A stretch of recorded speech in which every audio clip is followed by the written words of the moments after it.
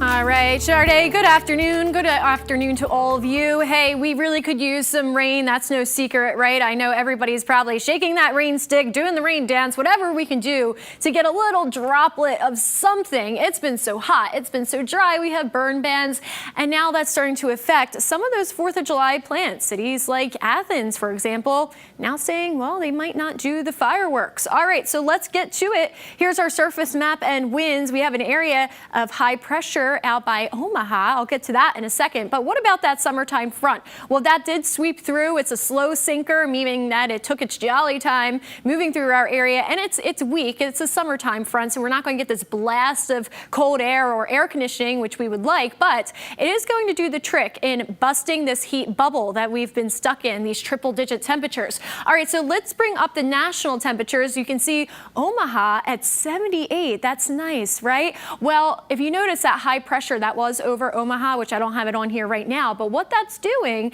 is helping to steer some of those surface winds to come in from the east-northeast. So you know what that means. We're getting some of that air that they have up there. No, it's not going to go down to 78 degrees, but what it will do is drop down our dew points a bit and make us feel more comfortable. Now, that is a gradual change. Right now across our region, we're still pretty toasty. We have some upper 80s, lower 90s, which, by the way, lower 90s, that would be a typical temperature for late June. But the dew points, you'll start to feel that drop as you move into tonight. Could even have a little bit of fog out there if the winds are calm enough. We're still expecting things to be pretty breezy in the overnight hours. All right, high temperatures for today, upper 80s, which we're about at right now for Mount Pleasant, Pittsburgh, Sulphur Springs, and then some of our central areas, we're looking at the lower 90s, Henderson, for example, Longview, Tyler, Jacksonville, around 91, 92, and then deep East Texas, about the same, upper 80s, lower 90s, so everyone's pretty even, Steven. That front already moved through.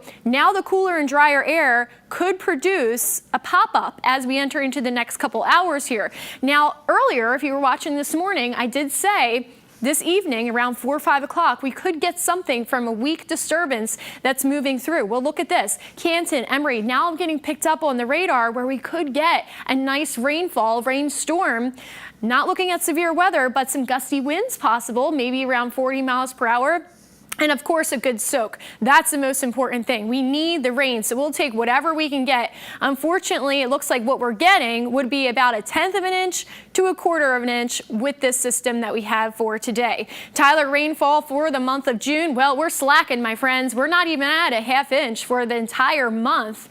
So we will go into the tropics later on at another time because I do want to get to the 7-day forecast. The tropics are pretty quiet right now, but we do have our eye on a disturbance down in the Gulf that could form into something. 7-day forecast here. We have some 90-degree temperatures. That's nice. Also some lower dew points. Can't see that here in the numbers reflected, but you'll feel it tomorrow. And then what about more rain? Well, it looks like we'll get some more of it Thursday into Friday.